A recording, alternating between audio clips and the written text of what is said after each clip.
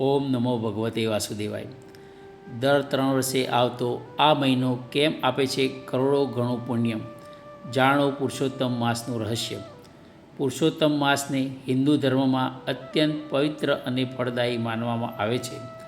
દર 3 વર્ષે આવતા આ વધારાના મહિનાનું ધાર્મિક મહત્ત્વ ખૂબ જ વિશેષ છે. આ પવિત્ર માસનો મહિમા ટૂંકમાં સમજીએ. પૌરાણિક કથા અનુસાર આ મહિનાના કોઈ સ્વામી ન હોવાથી તેને મળમાસ કહીને તેની નિંદા થતી હતી. આનાથી દુઃખી થઈને આ માસ ભગવાન વિષ્ણુના શરણે ગયો. ભગવાને તેને પોતાના નામ પુરુષોત્તમ આપ્યું અને વરદાન આપ્યું કે જે કોઈ આ મહિનામાં મારી આરાધના કરશે તેને અન્ય મહિનાઓ કરતાં કરોડો ગણું પુણ્ય ફળ મળશે. આ મહિનામાં ભક્તિ અને સાધનાનો મહિમા અનેરો છે. આ મહિનામાં માંગલિક કાર્યો જેવા કે લગ્ન, જનોઈ, ગૃહપ્રવેશ વર્જિત હોય છે, કારણ કે આ સમય માત્ર ને માત્ર પરમાર્થ અને આધ્યાત્મિક ઉન્નતિ માટે છે. આ માસમાં ધાર્મિક કાર્યો અને દાનનું મહત્ત્વ ઘણું જ છે.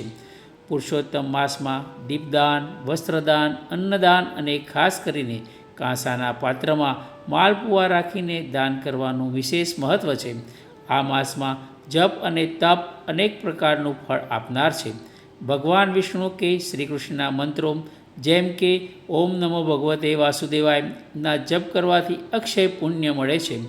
આ પવિત્ર માસમાં નદીઓમાં સ્નાન કરવું અને સંયમિત જીવન જીવવું એટલે કે એકટાણું કે ઉપવાસ ઉત્તમ મનાય છે. કથાનું શ્રવણનું ફળ અનેક ગણું છે. શ્રીમદ ભાગવત પુરાણ કે પુરુષોત્તમ માસની મહાત્મ્ય કથા સાંભળવાથી પાપોનો નાશ થાય છે. પુરુષોત્તમ માસ એ વ્યસ્ત જીવનમાંથી થોડો સમય કાઢીને આત્માના કલ્યાણ અને પ્રભુ ભક્તિમાં લીન થવાની સુવર્ણ તક છે. આ માસમાં કરેલી નાની ભક્તિ પણ મોક્ષદાયી નીવડે છે. આ પવિત્ર માસમાં આપ સૌની તમામ મનોકામના પૂર્ણ થાય તેવી અઢળક શુભેચ્છાઓ. ઓમ નમો ભગવતે વાસુદેવાય.